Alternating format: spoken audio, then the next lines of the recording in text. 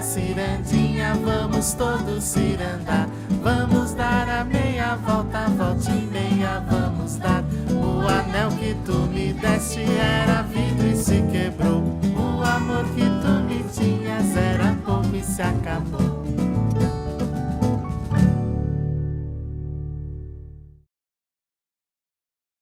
Eu fui percebendo o sucesso da novela nas ruas. Quer dizer, eram poucos canais na época, né? Da abordagem, quer dizer, teve uma época que ficou difícil de sairmos às ruas sem que as pessoas abordassem. Bom, as pessoas me chamavam de Ângela o tempo todo na rua. Meu nome, eu não sei nem se elas sabiam. Mas Ângela era uma coisa... Eu me lembro de uma coisa muito engraçada também. O Chico Buarque começou praticamente naquela época, ele se tornou famoso com a banda. E uma vez eu fui pegar um avião para o Rio, e que eu acho que eu já estava fazendo teatro no Rio, e eu peguei o mesmo voo que ele. Então alguém gritou lá, vem a Ângela com a sua banda. Eu comecei a rir, como você está rindo agora. Mas eu me lembro que eu olhei para trás e ele ficou com uma cara muito amarrada, né? Ele deve ter ficado como Ângela com sua banda, que é isso? A banda era ele, né? Quer dizer, a banda é Chico Buarque, mas a Ângela com sua banda era... Então, tinham essas coisas.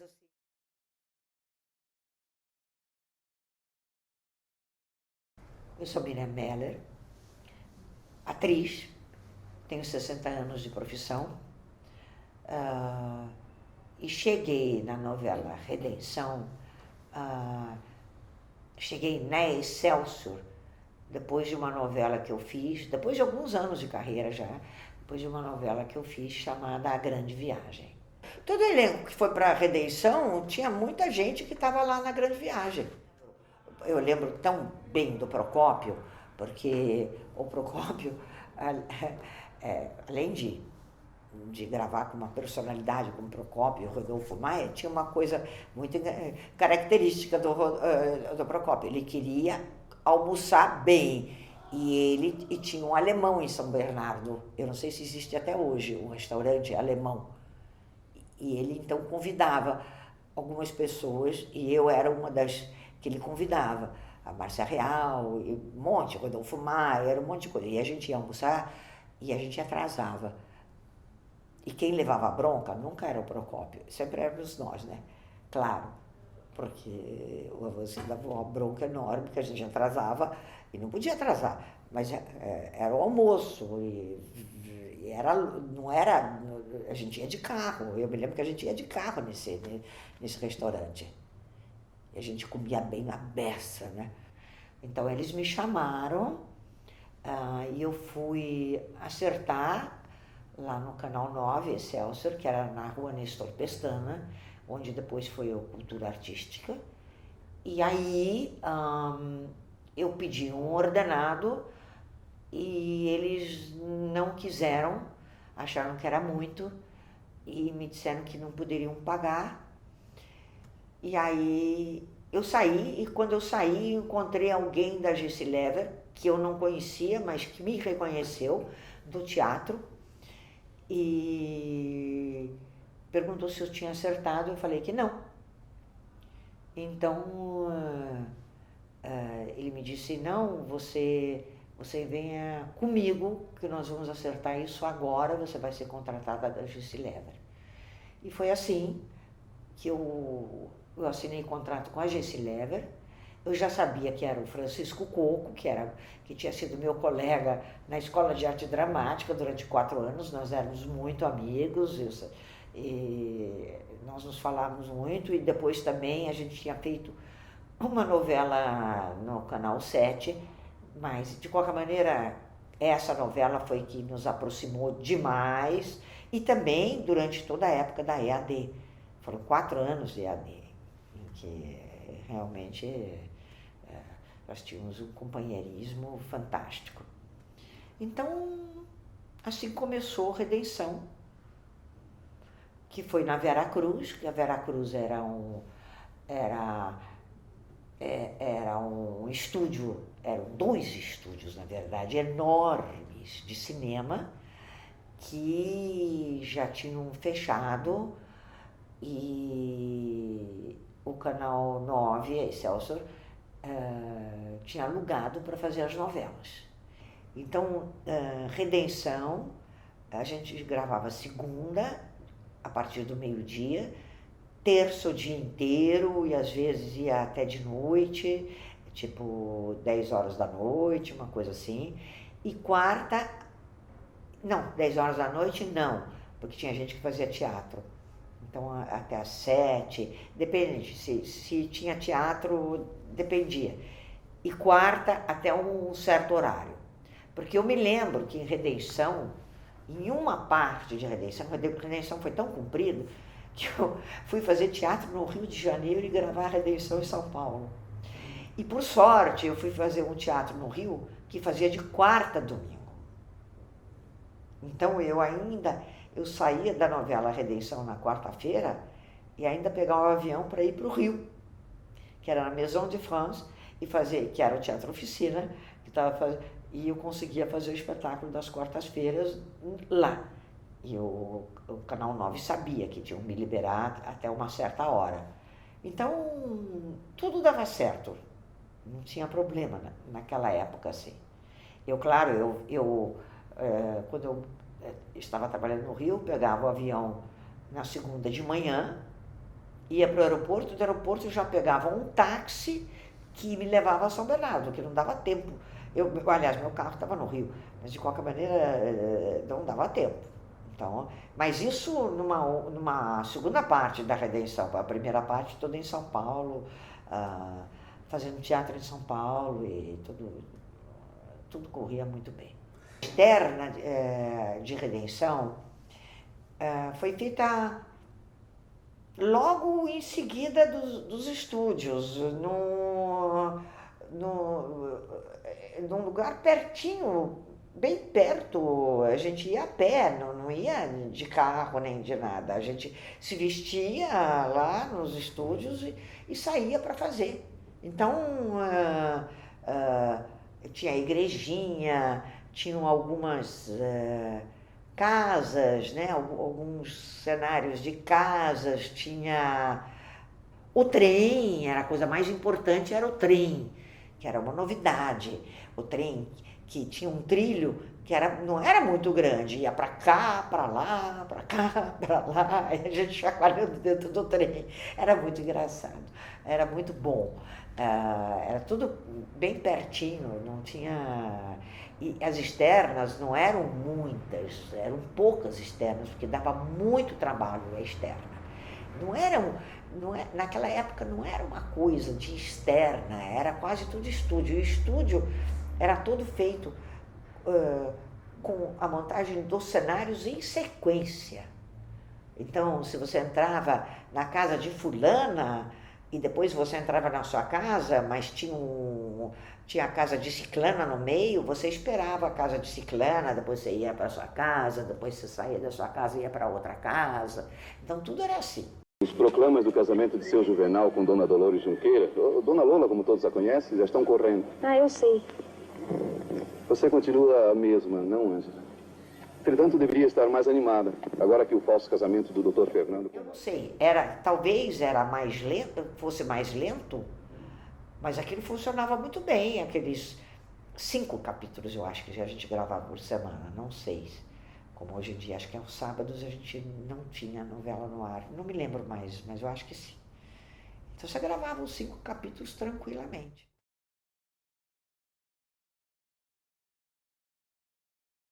Vicente Leporassi, maravilhoso. A mãe maravilhosa, Lélia Abramo.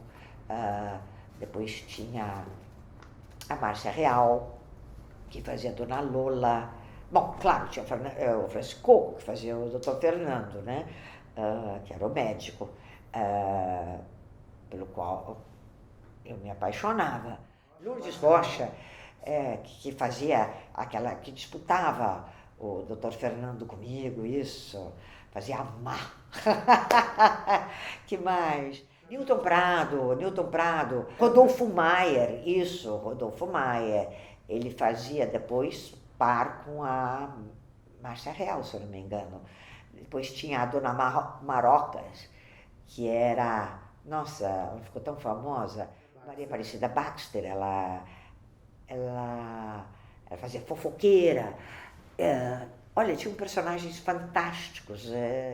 Da Deuseira da estação, a gente vê tudo o que se passa na rua. Não perco nada, vejo tudo. Tudo mesmo, dona Maroca? A pouca vergonha também, Deus que me perdoe, mas parece que essa Ângela não tem mãe, dona Zilda. O diretor era o Valdemar de Moraes. O escritor é Raimundo Lopes. Muitas pessoas, é claro que eu estou esquecendo, mas depois que eu saí, que eu morri, vieram muitos atores maravilhosos e que entraram na novela. Quase a TV Excelsior inteira, mas eu não sei, não me lembro detalhadamente de todos, porque eu estava fazendo uma outra novela, então não prestava. Você gravava, acontece que a gente não tinha videotape. Gravava e pronto. Você não sabia, você não via os capítulos, né? Esse era o problema também. Eu gravava e não conseguia ver os capítulos. Então isso fez com que eu esquecesse muito da novela em si. Eu lembro das coisas que eu gravava, um pouco, mas não, e dos atores com os quais eu contracenava, mas e o resto? O resto eram atores maravilhosos.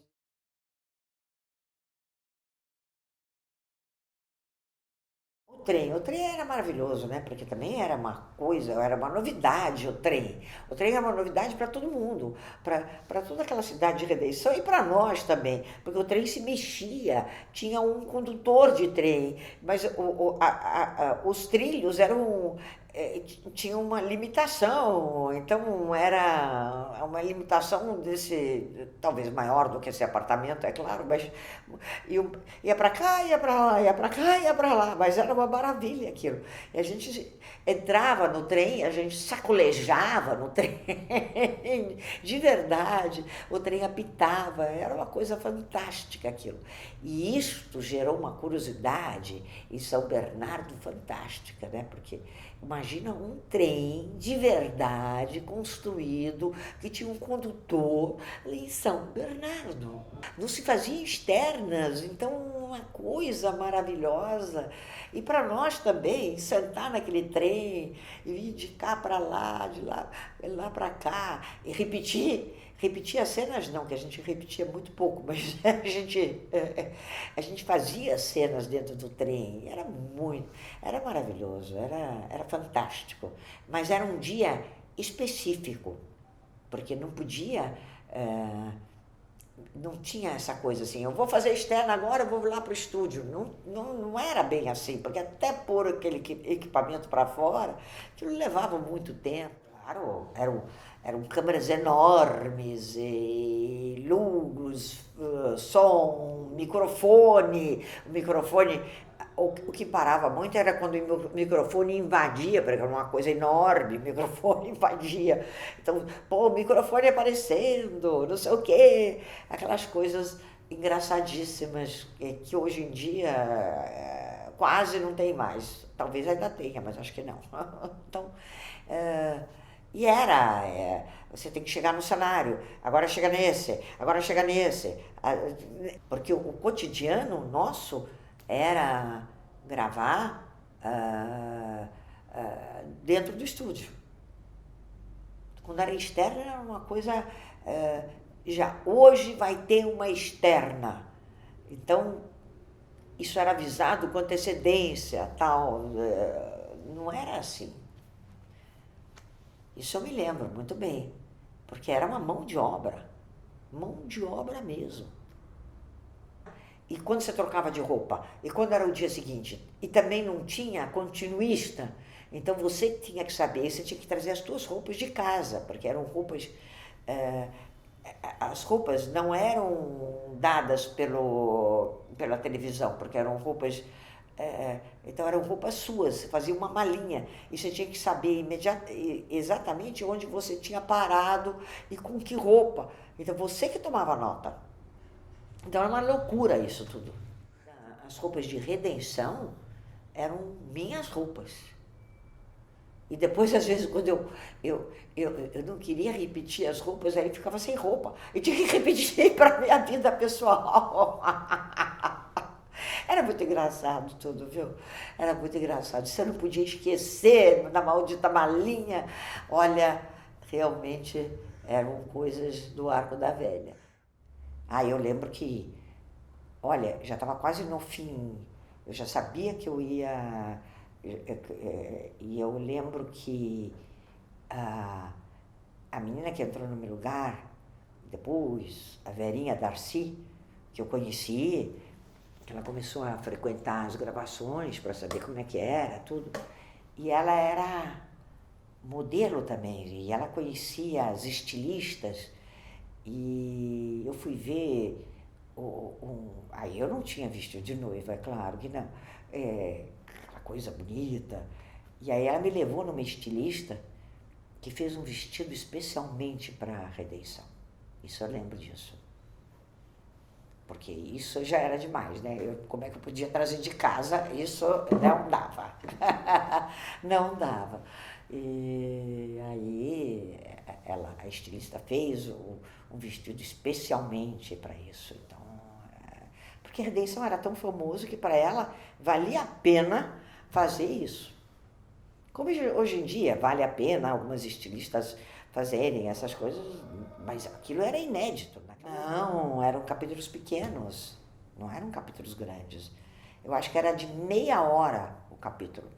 Olha, os capítulos no último dia de gravação já estavam xerocados, e era tirado por xerox, da semana seguinte. Então você já levava os 5 capítulos embaixo do braço para decorar para a semana seguinte. Então era puxado.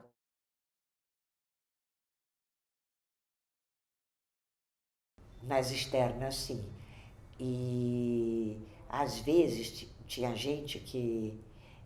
Tinha algumas pessoas que tinham autorização para chegar, então elas chegavam.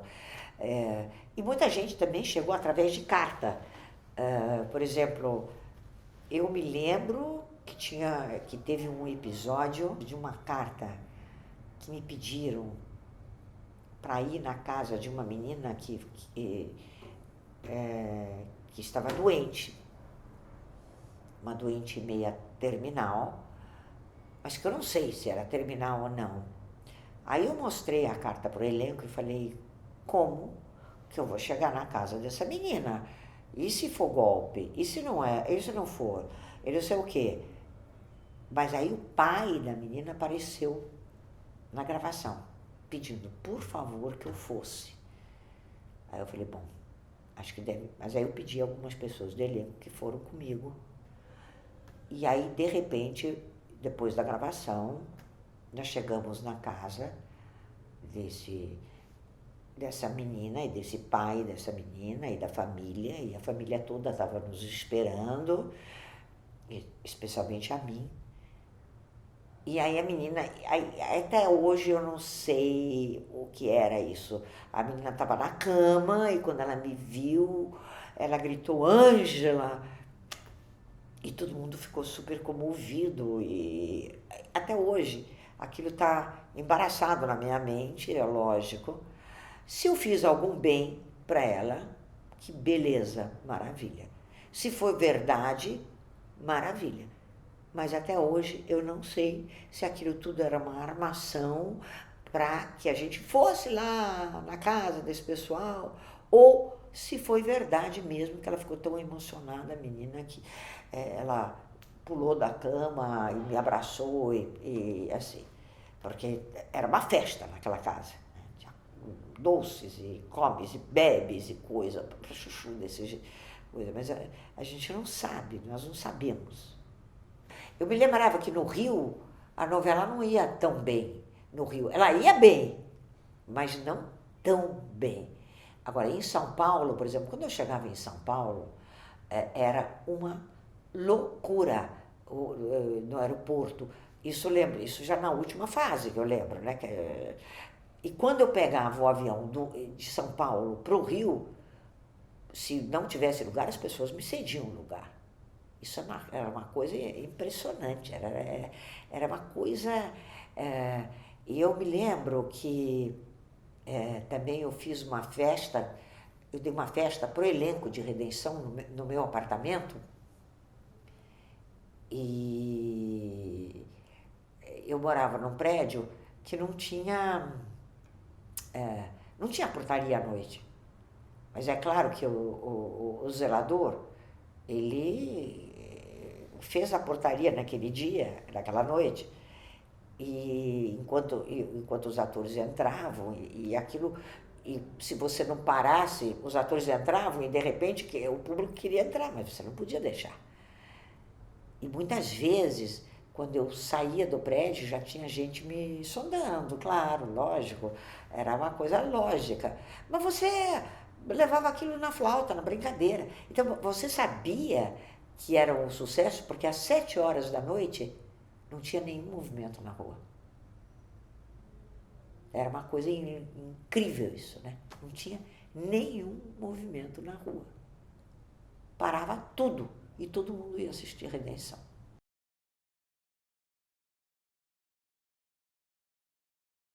Médico que vinha de fora. Era uma família normal, mãe, pai, filho. Era uma... Na verdade, o Raimundo Lopes falou sobre Redenção. Redenção era uma cidade onde as coisas aconteciam, as coisas familiares, as coisas de família e tal, papapá, em cada casa acontecia alguma coisa. E de repente chegava um forasteiro, que era um médico, Dr. Fernando. E assim começava a coisa. E Dr. Fernando era muito bonito. E claro que todo mundo se apaixonava por ele. E a Ângela, que era o meu personagem, também. Então, e ele se apaixonou pela Ângela. Então, isso... Mas tinha a Marisa, que se apaixonava por ele. A Dona Lola, não sei se apaixonava por ele. Talvez no começo, mas depois ela se apaixonou por um outro. Quer dizer, ela não... Mas a Marisa, ela fazia todo o contraponto. Porque sempre tinha a heroína, que era eu, e a anti-heroína, né? Que fazia a Lurdinha, a Lourdes, né? Que eu chamava, não me lembro mais, acho que era Lourdes. E que era o personagem da Marisa, da Lourdes Rocha, que fazia a Marisa. E, aliás, era um personagem fantástico, porque fazer um mau caráter, naquela época, era formidável também, né? Dava margem a uma interpretação fantástica também. Porque eu, Ângela, chorei não sei quantos e quantos capítulos inteiros de Redenção, chorando pelo amor do Dr. Fernando. Mas e era de verdade, né? Quer dizer, não tinha essa coisa de pôr gotinha no olho. Não se sabia dessa técnica. Ou então, acho que não. Eu, então, em todo caso, eu sabia. Tinha que fazer de verdade. A Gessi Lever me chamou, né? E me disse, olha, se você não morrer, a novela não pode continuar. E como nós estamos com uma hora Ibope de São Paulo, nós não podemos perder esse Ibope. Então você vai morrer. Só que não se preocupe, você já está escalada para fazer uma novela na Tupi com o Sérgio Cardoso. Então, tudo bem. E eu falei, tudo bem, o que eu vou fazer? Bom, eu já tinha casado com o Coco, já tinha tido um filho. E aí, eles roubaram o meu filho.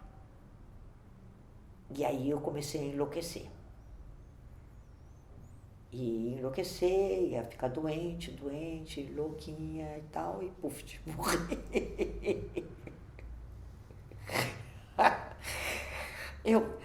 Eu te confesso que eu lembro da cena, quer dizer, da cena não, quando eu me lembro de um grito que eu dei quando eu soube que roubaram meu filho. Eu lembro disso, porque parece que isso ficou gravado na minha memória. Mas eu não lembro. Depois, louquinha, até era mais fácil fazer louquinha, porque já não tinha muito texto, mas eu não lembro direito.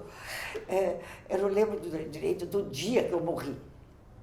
Você está rindo, mas era uma coisa trágica. Quer dizer, nossa, meu Deus, quando eu soube, eu não me lembro como é que eu soube, eu só sei que eu soube que roubaram meu filho, e aí foi eu me lembro que aí até depois disso deram uma pausa, porque foi uma coisa assim forte. Eu fiquei triste por largar uma família, porque era a família Redenção já, quer dizer, todos esses que eu citei eram todos amigos, nós éramos amigos, então eu fiquei triste de sair de lá, que era parte da minha vida. E eu não sabia o que eu ia encontrar no outro canal. Quer dizer, eu não tinha a menor ideia como é que eu ia ser recebida. Então, era uma incógnita eu sair de lá. E eles também ficaram, sabe, parece que faltava um pedaço. Porque éramos uma família. Segunda, terça e quarta, toda semana. Então isso é muito... É que nem teatro. Teatro você faz e vira uma família. Porque antigamente a gente fazia não por um mês, 2 meses, a gente fazia de terça a domingo, ou de quarta a domingo, de terça a domingo, naquela época. Então era uma coisa, sabe, que fazia parte de você. Então isso... Olha, enquanto eu estava gravando Redenção, eu casei de verdade. Mas não com vestido de noiva e nada. Eu casei com o Cláudio Marzo. E meu pai deu uma festa para celebrar o casamento, porque naquela época era o seguinte, era muito feio você morar com uma pessoa sem casar.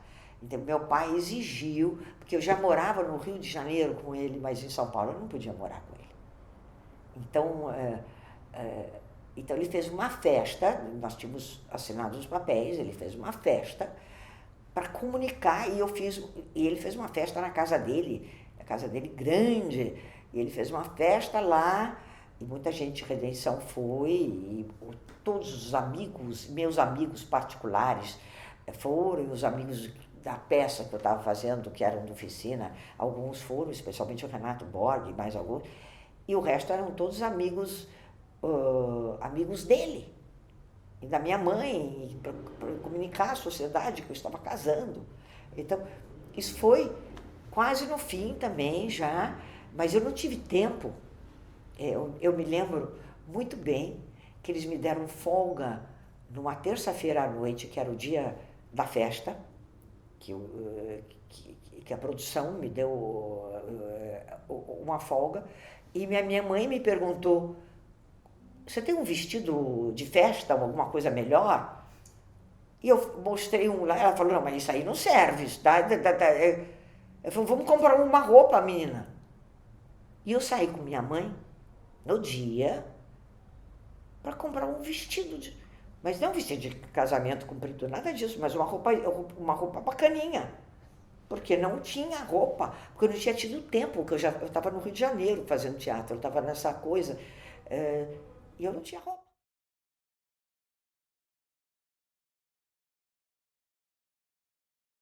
Olha, Redenção realmente teve uma importância muito grande, eu acho, no sentido de... Quer dizer, eu já era uma pessoa conhecida no teatro.